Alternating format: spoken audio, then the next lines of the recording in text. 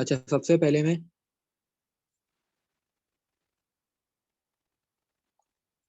मैं लैब 1 का रिव्यू देता हूँ मैथमेटिका की।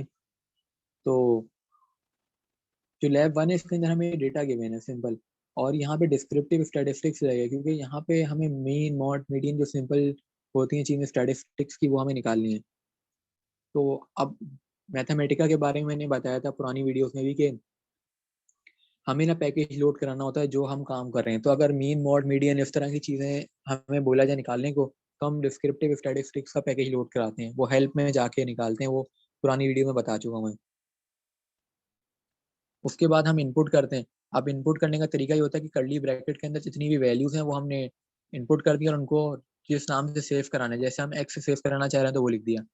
फिर सिंपल अगर हम मीन निकालें तो मीन फिर एक्स, और फिर उसके बाद अगर हम मीन चाह रहे हैं कि डिवाइड फॉर्म में है, मतलब पॉइंट फॉर्म में बिल्कुल आए, सिंगल नंबर में रेसिप्रोकल में ना आए, तो हम एन लगा देंगे और स्क्वायर ब्रैकेट लगाएंगे यहाँ पे। अच्छा, डेटा एंटर करते टाइम कर्ली ब्रैकेट है, लेकिन जब हम कमांड्स लगा रहे हैं चाहे मीन की हो मीडियन की हो, तो हम स्क्वायर ब्रैकेट लगाते हैं मैथमेटिका में। उसके बाद हम मॉड निकालेंगे वेरिएंस, और वेरिएंस को भी हम सिंपल एन से जब कराएंगे मल्टीप्लाई वाली कमांड लगाएंगे तो हमें वेरिएंस भी सिंपल तरीके से मिल जाएगा। उसको जो सैंपल रेंज है, सैंपल रेंज पे मैंने कुछ लोगों से सुना कि यहाँ गैप देना है तो आ जाएगा, या इस तरह कुछ है, मतलब कुछ गड़बड़ मैंने करी थी। तो मैं ये कहूँगा कि दोनों तरीके से पेपर में हम ट्राई कर लेंगे कि स्पेस देना है नहीं, लेकिन किसी ना किसी एक से आंसर आ जाएगा।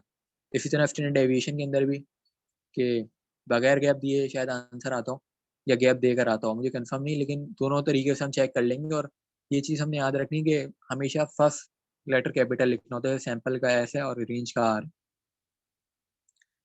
फिर कोफिशिएंट ऑफ वेरिएशन में भी देखो, फर्स्ट लेटर सी का कैपिटल, फिर ऑफ, और फिर वेरिएशन।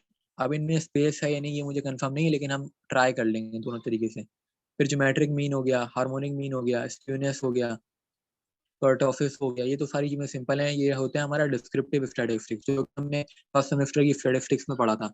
इसमें कुछ भी ऐसी चीज नहीं है कि हमारे लिए मसला हो। अब लैब 2 के ऊपर आ जाते हैं। लैब 2 के अंदर डेटा वही यूज हुआ है, लेकिन हमें प्लॉट्स करने को बोल दिया जा सकता है कि बॉक्स प्लॉट बनाओ, तो बॉक्स प्लॉट और ये सारे जो प्लॉट हैं हम जब ये वाला पैकेज लोड कराएंगे हेल्प में जाके तो हमें मिल जाएगा। तो ये हमने पैकेज लोड कराया, उसके बाद डेटा एंटर करा कर्ली ब्रैकेट लगा के, और उसके बाद बॉक्स प्लॉट का ये जो कमांड है ये हमें हेल्प से मिल जाएगी। उसके बाद ये हमारा प्लॉट बन जाएगा। फिर इसी तरह परीटो प्लॉट बनाने को अगर हमें बोला जाए, तो परीटो प्लॉट की ये कमांड है सिंपल, फिर इसके जरिए एक प्लॉट भी बन जाएगा। और उसके बाद पाई चार्ट जो है, इसके लिए हमें ग्राफिक्स का पैकेज लोड कराना पड़ेगा। ग्राफिक्स का पैकेज हम लोड करा लेंगे हेल्प में जाके। और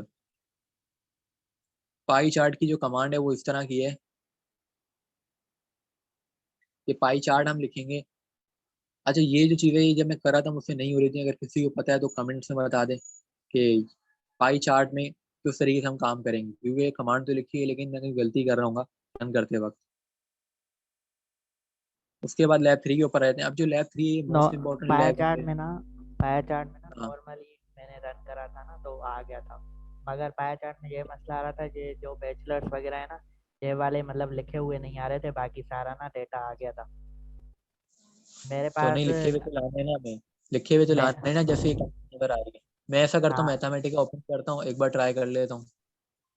पाया चार्ट अच्छा, की यहाँ जो ऊपर मैथमेटिक्स। वाली कमांड है ना 1064 के साथ, ये वाली कमांड मैंने रन करवाई ना तो आ गया मेरा। मगर ये वाली जो नीचे वाली लिखी हुई है बैचलर्स के साथ, वो वाली नहीं आ रही।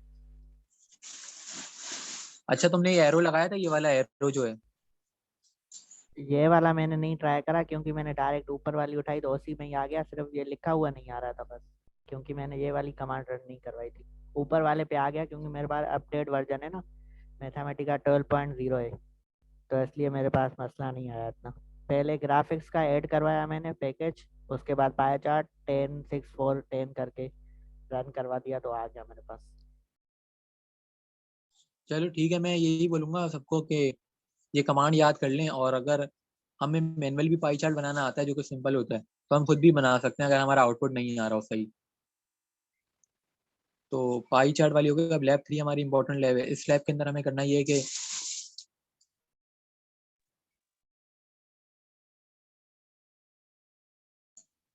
तो इस लैब के अंदर हमें पैकेज लोड कराना होगा।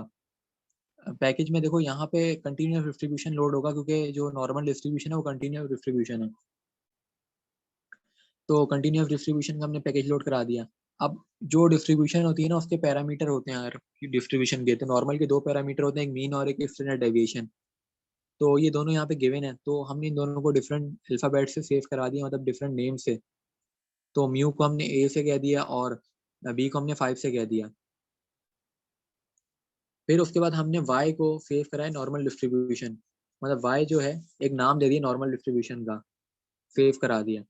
अब ये दोबारा जब हम y लिखेंगे तो हमें ये ऊपर वाला कमांड जो इक्वल के इस साइड वाली थी दोबारा देगा, इससे हम चेक करेंगे ये सेव हुआ या नहीं हुआ। उसके बाद हमने ये म्यू को सेव करवाया, मतलब म्यू नेम दे दिया मीन का, और स्टैंडर्ड डेविएशन निकाला हमने, वो भी हमें मिल गया। ये सारी चीजें तो ऐसी थी, असल जो है ना वो ये टेबल वाली कमांड है।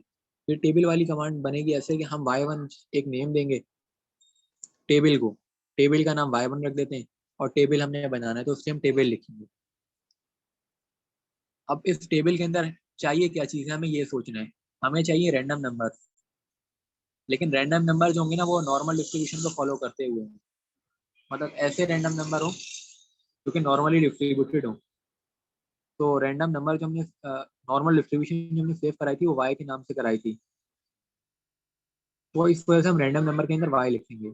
और ये जो 10 है ये हमारे नंबर ऑफ सैंपल्स हैं जो कि हमें सवाल में गिवन है, और ये जो 3 है ये सैंपल साइज है। अब यहाँ पे एक चीज नोट करने वाली है कि टेबल की कमांड लिखी, उसके बाद स्क्वायर ब्रैकेट लगाए, और रैंडम के अंदर स्क्वायर ब्रैकेट, लेकिन ये जो 10 और 3 है इधर कर्ली ब्रैकेट लगेगा। अब ये चीजें याद रखनी है कि ये नहीं याद होंगी तो गलत हो जाएगा काम। तो ये हमारे इस तरह की आ जाएगा आंसर। उसके बाद हम चाहते हैं कि हर सैंपल का मीन निकालें, तो हमने टेबल लिखा, मीन लिखा। अब मीन हम किसका निकालना चाहते हैं, हम चाहते हैं कि इस टेबल का निकालें, मतलब ये जो ऊपर वैल्यूज है इनका, तो y1 के नाम से सेव कराएगी। तो इसलिए मीन के बाद हमने y1 लिखा। अब ये जो कमांड है आई करके, ये इसका मतलब मुझे नहीं पता, लेकिन ये कमांड हमने याद रखनी है कि 2 बार स्क्वायर ब्रैकेट और फिर आई, फिर 3 बार स्क्वायर ब्रैकेट, और फिर कॉमा, और फिर कर्ली ब्रैकेट, फिर आई कॉमा 10। तो इसके बाद हमें आउटपुट मिल जाएगा शिफ्ट प्लस इंटर दबाने के बाद। और उसके बाद हम चाहते हैं कि जो हमारा टेबल है उसका स्टैंडर्ड डेविएशन भी निकालें। तो स्टैंडर्ड डेविएशन निकालने के लिए हमने क्या करा, टेबल लिखा कि हम दोबारा एक टेबल बनाना चाह रहे हैं और उसका नाम m1 है, और स्टैंडर्ड डेविएशन की कमांड लिखी। अब हम जिसका निकालना चाह रहे हैं वो हमारा मेन टेबल था y1 जिसको हमने सेव करा हुआ था, तो y1 लिखा। फिर 2 बार ये स्क्वायर ब्रैकेट आई, और फिर 3 बार स्क्वायर ब्रैकेट, और सेम वही कमांड लगी, बस फर्क क्या है मीन की जगह या स्टैंडर्ड डेविएशन आ गया। मतलब एक कमांड भी कोई याद कर ले तो उसका काम हो जाएगा। तो ये हमारा हो गया। तो मेरे हिसाब से ये जो 10, ये जो दो है ना, 2 से 3 कमांड्स, ये मेन कमांड है, ये किसी को आती है तो उसका प्रैक्टिकल हो जाएगा, और कोई सी भी डिस्ट्रीब्यूशन है तो तब भी हो जाएगा। उसके बाद हम आते हैं मीन पे। अब यहाँ पे लिखा है मीन एक्स बार, मतलब एक सेव करवाया हमने, और मीन इज इक्वल टू यहाँ पे एम लिखा है हमने, तो हमें ये वैल्यू मिल जाएगी। मतलब मैं बोलूंगा कि ये वैल्यू एक्जैक्ट वैल्यू नहीं आएगी हर की, हम रैंडमली काम कर रहे हैं, तो हर किसी की डिफरेंट आएगी, किसी की 2 आ जाएगी, 3 आ जाएगी, तो कोई मसला नहीं है। तो आगे की कमांड सिंपल है, हमने याद करनी है। ये जो आगे कमांड है ये नहीं भी आती हो तो कोई मसला नहीं है, असल काम जो लैब है ना हमारा यहाँ तक है, ये बस हो जाए हर किसी से। तो उसके बाद लैब 4 पे आते हैं, तो लैब 4 जो है वो लैब 3 की कंटिन्यूशन है, बस डिस्ट्रीब्यूशन का चेंज है। डिस्ट्रीब्यूशन यहाँ पे पॉइजन आ गई है। हमने पहले नॉर्मल से करा था, तो हमें कुछ प्रोबेबिलिटी की बेसिक नॉलेज होनी चाहिए, जो कि ये होती है नॉलेज कि हमें पता हो कि हर डिस्ट्रीब्यूशन के कितने पैरामीटर हैं। तो पॉइजन के एक पैरामीटर है, तो यहाँ पे हमें पहले जो पैरामीटर है लैम्डा, उसकी वैल्यू दी गई है हमें। तो हम जब डिस्ट्रीब्यूशन करेंगे तो हमें ये भी पता होना चाहिए कि डिस्क्रीट है कंटिन्यूस है। तो पॉइसन एक डिस्क्रीट डिस्ट्रीब्यूशन है, अगर किसी को ये नहीं पता हो तो वहां से जाके हेल्प से देख सकते हैं कि डिस्क्रीट में कौन सी डिस्ट्रीब्यूशन आती है। तो डिस्क्रीट के हमने पैकेज लोड कराया, स्टैटिस्टिक डिस्क्रीट डिस्ट्रीब्यूशन। फिर पॉइसन के पैरामीटर को ए से सेव करा, जिस तरह हमने नॉर्मल के पैरामीटर को ए से कराया था। फिर वाई को हमने नाम दे दिया, मतलब पॉइसन डिस्ट्रीब्यूशन का नाम वाई दे दिया, और उसको सेव करवा दिया। फिर उसके बाद हमने वही टेबल बनाया, रैंडम बनाया। इस बार 5 10 था, लेकिन सैंपल हमारे 10 थे, 5 2 था। बाकी सारी कमांड सेम है, और ये टेबल वाली कमांड भी सेम है, मीन हम निकाल रहे हैं। तो ये भी बिल्कुल सेम लैब है, बस डिस्ट्रीब्यूशन का फर्क आ गया। और हो सकता है कि पेपर में हमें कोई और डिस्ट्रीब्यूशन दे दी जाए, गामा दे दी जाए या बाइनोमियल दे दी जाए, वो हमें करना आना चाहिए काम। अभी जो आगे की सारी चीजें, ये सारी चीजें जो है सवाल में रिक्वायरमेंट होगी कि हमें एक टेबल बनाना है। फ्रीक्वेंसी डिस्ट्रीब्यूशन का। तो फ्रीक्वेंसी डिस्ट्रीब्यूशन के टेबल के लिए हमें रेंज चाहिए होती है, हाइट चाहिए होता है। तो रेंज तो आ जाता है मैक्सिमम माइनस मिनिमम। अब उसके लिए हमने मिनिमम और मैक्सिमम की कमांड ले ली, तो हमें मिनिमम मैक्सिमम मिल गया। उसके बाद हमने रेंज निकाल लिया। अब उसके बाद ये एक फॉर्मूला होता है सिंपल, इसको एनसी से हमने सेव करा है राउंड, और 1 + 3.3 मल्टीप्लाई बाय लॉग 10,10। अब ये 10,10 इसलिए लिया गया क्योंकि हमने लेंथ ऊपर निकाली थी, मतलब हमारा सैंपल साइज कितना है उतना ही हमने लॉग लगाना होता है। मतलब ये एक फॉर्मूला हमने पढ़ा था कि 1 + 3.3 मल्टीप्लाई बाय लॉग n, मतलब n में वो आता है जितना हमारा सैंपल साइज है। तो ये कमांड हम डालेंगे तो हमें वैल्यू मिल जाएगी 4nc। अब जो h का फॉर्मूला होता है ना, वो होता है n मल्टीप्लाई बाय r/nc। तो ये h हाइट निकाल ली हमने। हमें जब हाइट आ गई तो उसके बाद हमने फ्रीक्वेंसी बिन काउंट्स की कमांड लगाई। फ्रीक्वेंसी निकालने के लिए बिन काउंट्स की कमांड लगती है। काउंट्स का मतलब होता है कि वो काउंट कर रहा है। फ्रीक्वेंसी बेसिकली कि किसी इंटरवल में कितनी वैल्यूज लाई कर रही हैं, वो चीज़ होती है। तो हम काउंट कर रहे हैं तो इसलिए बिन काउंट की कमांड लगेगी। उसके बाद m comma m1 comma m2 comma h। अब ये जो m है ये हमने ऊपर सेव करा था। ये जो m था ये हमारा टेबल के नाम से, मतलब टेबल जो था ना हमारा जिसमें हमने मीन निकाला था सबका, वो m के नाम से सेव था। तो ये वही चीज़ है, m कॉमा फिर m1 कॉमा m2 फिर h। ये कमांड हमने याद रखनी है, तो हमें ये वैल्यूज मिल जाएंगी फ्रीक्वेंसी की। फिर हम चाह रहे हैं क्लास इंटरवल, तो CI से सेव करा है, इसको टेबल बनाना चाह रहे हैं m1 + i + h कॉमा और ये कमांड। तो ये कमांड भी हमने याद करनी है, तो हमें ये क्लास इंटरवल मिल गया। फिर ये टेबल फॉर्म में हम बनाना चाह रहे हैं क्लास इंटरवल को और फ्रीक्वेंसी को, तो ये टेबल फॉर्म लिखा हमने कि हम टेबल फॉर्म में चाहते हैं, तो टेबल फॉर्म बन गया। फिर ग्राफ के लिए हमें ग्राफिक्स में जाना है और बार चार्ट हम सिंपली बना देंगे। तो हमारी लैब 4 भी हो गई। फिर हम लैब 5 पे आ जाते हैं।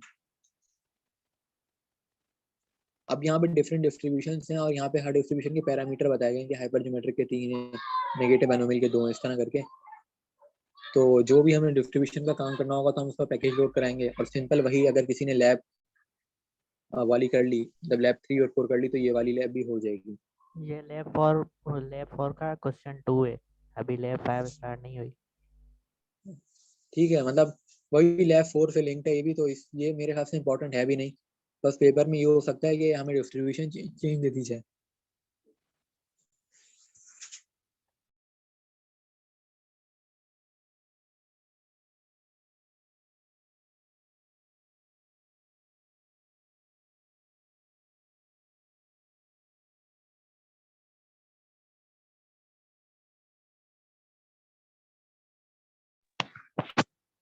हम आगे आ जाते हैं।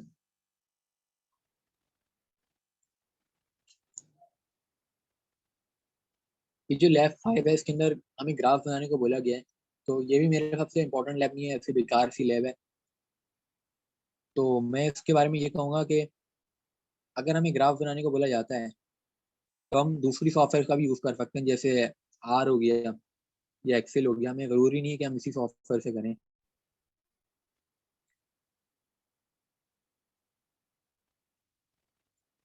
तो ये लैब मेरे ख्याल से इंपॉर्टेंट नहीं है, तो मैं इसको फिलहाल छोड़ ही रहा हूँ। उसके बाद मैं आता हूँ लैब 6 पे। ये इंपॉर्टेंट लैब है। इसके अंदर देखो ग्राफ, ये हमारे मैट्रिसेस दिए गए हैं। तो 3 मैट्रिसेस दिए गए हैं और इनसे हमें जो चीज़ें बोली गई हैं वो निकालनी है। तो हमने करना ये है कि सबसे पहले पैकेज लोड कराना होगा लीनियर अलजेब्रा का। तो यहाँ स्टेप्स लिखे हुए हैं कि हेल्प में जाना है, add on links, linear algebra, तो हमें ये पैकेज मिल जाएगा। पैकेज लोड कराना है और हमने करना क्या है, सबसे पहले मैट्रिक्स इंटर करने का तरीका क्या है, इधर ए के नाम से हम सेव करें, A is equal to curly bracket 2 बार, और इस तरह सिंपल तरीका है। ये मैट्रिक्स हमने ऐड कर दिया। मैट्रिक्स ऐड करने के बाद हम चाहते हैं मैट्रिक्स फॉर्म में लिखें, तो ए फिर डबल स्लैश और फिर मैट्रिक्स फॉर्म लिखेंगे, तो ये मैट्रिक्स फॉर्म में इस तरह आ जाएगा। हम इसका डायगनल चाहते हैं तो डायगनल मैट्रिक्स लिख देंगे हम, और हम आइडेंटिटी चाहते हैं तो आइडेंटिटी भी आ जाएगा। और ये 3 इसलिए लिखा है क्योंकि हम चाह रहे हैं कि 3 बाय 3 का मैट्रिक्स हम लिखते हैं। उसके बाद हम आइडेंटिटी को मैट्रिक्स फॉर्म में लिखना चाह रहे हैं, ये लिखा हुआ आ गया। ट्रांसपोज लिखना चाह रहे हैं तो हम सिंपल ट्रांसपोज करेंगे। तो यहाँ पे कुछ ऐसी चीजें नहीं है जो हमें नहीं आती, जो बिल्कुल सिंपल हैं। जो चीज हमें चाहिए वो उसका नाम लिखना है, और स्क्वायर ब्रैकेट में जो जिस नाम से हमने अपना मैट्रिक्स सेव करा है वो लिख देना है, जैसे ए से सेव करा था हमने। तो ये सारे मैट्रिक्स होते जा रहे हैं हमारे। डिटर्मिनेंट निकालने के लिए DET लिख देते हैं हम। हमें इतनी मेहनत नहीं करनी पड़ेगी कि हम एक्सपेंड करें।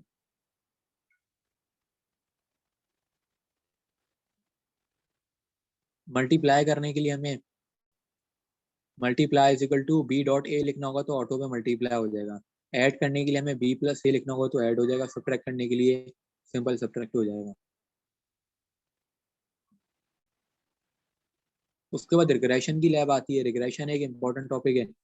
रिग्रेशन के लिए हमें लीनियर रिग्रेशन का पैकेज लोड कराना पड़ेगा। ये पैकेज लोड करा लेंगे। इधर हम मैट्रिक्स लिख देंगे कि रिग्रेशन भी मैट्रिक्स हमने करी है, तो मैट्रिक्स हमने ऐड करा दिया डेटा करके, और फिर इसको मैट्रिक्स फॉर्म में लिखवा दिया। और जब हम रिग्रेशन इस पर अप्लाई करवा रहे हैं तो हम सिंपल रिग्रेशन लिखेंगे और ये इस तरह की फॉर्म बनाएंगे, तो ये हमें डायरेक्ट वैल्यू दे देगा अनोवा टेबल के साथ। तो ये हम रिग्रेशन भी डायरेक्ट एक ही स्टेप में हो रहा है कि हम रिग्रेशन लिखने डायरेक्ट कर। और अगर किसी को चीजें नहीं आ रही तो वो हेल्प में जाएगा तो उसे सारे फॉर्मूलाज मिल जाएंगे।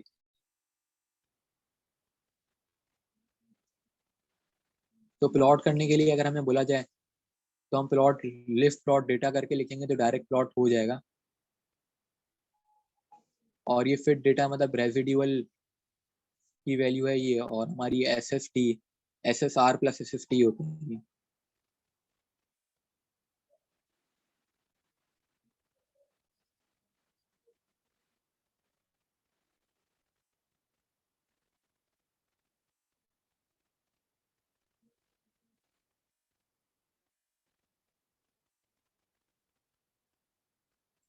अच्छा, ये वाली लैब जो है ये काफी अजीब सी है, मैं नहीं कर रहा। लैब 7 मैं छोड़ रहा हूँ। इसके बाद हम आ जाते हैं स्पेसिस के ऊपर, SAS के ऊपर। तो ये थ्योरी भी ऐसी है, थ्योरी का भी कोई काम नहीं है हमारे से। अब ये जो सॉफ्टवेयर है मैंने डाउनलोड तो करी है, लेकिन जो इसका ओरिजिनल वर्जन है वो कहीं से नहीं मिल सका मुझे। तो मैं दिखाता हूँ मेरे पास कौन सी सॉफ्टवेयर है।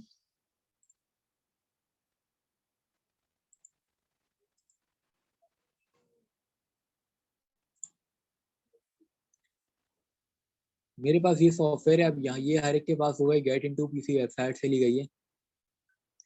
तो इसके अंदर हम जाते हैं फाइल में, तो यहाँ SAS लिखा आता है, और फिर हम अगर जाते हैं न्यू SAS प्रोग्राम, तो ये प्रोग्राम तो खुल जाता है और यहाँ हम डेटा भी इंटर करते हैं तो कोई मसला नहीं आता।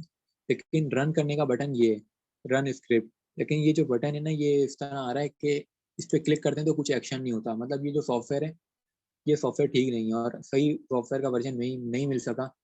लेकिन मैं यही बोलूँगा कि हम PDF के ऊपर आ जाते हैं, उस PDF को देख लेते हैं, क्योंकि पेपर के टाइम तो सॉफ्टवेयर हमें दी जाएगी, हम वहाँ पे कर लेंगे।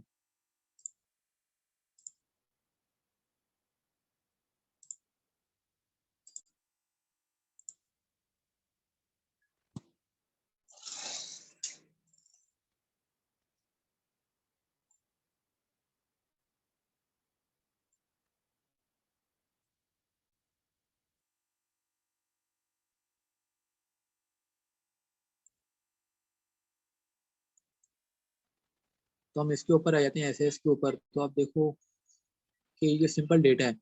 तो डेटा इंटर करने के लिए हम डेटा एक्ट की कमांड डालेंगे, फिर इनपुट एक्स डेटा लाइंस। तो डेटा हमने इंटर कर दिया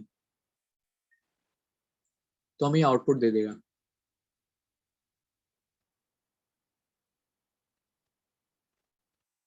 फिर उसके बाद हम लिखेंगे कि डेटा इजिकल टू, मतलब ये कमांड है, ये मतलब काफी हद तक यहाँ रट्टा ही लग रहा है मुझे जहाँ तक जहाँ चीजें पे नजर आ रही। जहाँ जहाँ पे रन लिखा हुआ है ना, उसके हाँ, बाद हमें ये proc print data is equal to ACT, नीचे आओ, इनपुट जहाँ पे सेकंड इनपुट लिखा हुआ है, हाँ ये वाला, ये डालेंगे तो फिर दोबारा ये बताना। आउटपुट।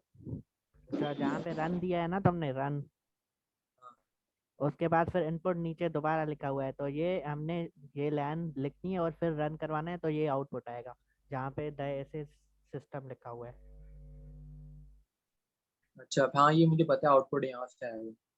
हाँ, ये नीचे पहले आउट इनपुट देंगे फिर। ठीक है, 2 इनपुट दिए हुए हैं इसमें, उसके बाद ये हमारा आएगा आउटपुट जो आउटपुट। लिखा है मैंने ऊपर। अच्छा, 2 बार इनपुट देना होता है यहाँ पे। उसके बाद सिंगल इनपुट आएगा, क्योंकि एक बार हमने डेटा दे दिया है ना, अब इनपुट दे, जो जो तुम्हें चाहिए वो देते जाएंगे इनपुट। अब तो इसका क्वेश्चन कहाँ है? क्वेश्चन तो नहीं लिखा होगा, हम कर क्या रहे क्वेश्चन हैं? मिस ने नहीं दिया था, मिस ने सिर्फ हमें कमांड उस टाइम दिए थे, बोल रही थी कि ये रन करवाते जाओ, तो जो हो रहा था वो रन करवा रहे थे, मिस ने बोला यही आप फाइल में कर लेना। क्वेश्चन नहीं दिया था मिस ने, सिर्फ हमें कमांड दी थी। अच्छा,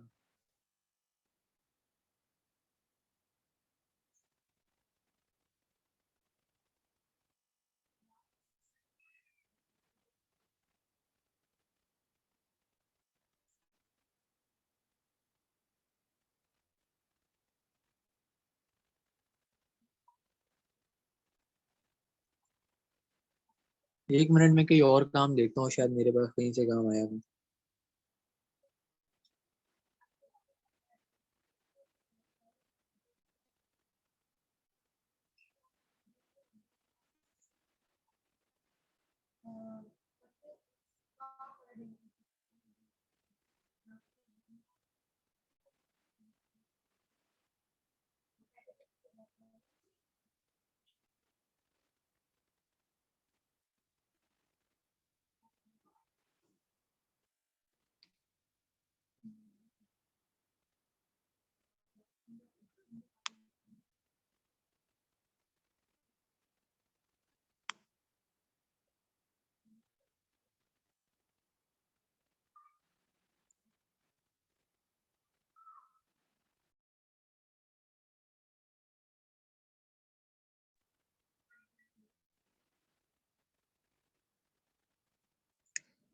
अच्छा, मुझे, मैंने देखा यार, ये चीजें समझ नहीं आ रही मुझे, तो मैंने ये भी छोड़ी है सॉफ्टवेयर ना। मैंने सिर्फ स्टैटा और मैथमेटिका ही करी है, वो भी मैथमेटिका की सारी लैब नहीं करी। तो फिर जब समझ नहीं आ रही तो क्या रट्टा मारूंगा इन चीजों।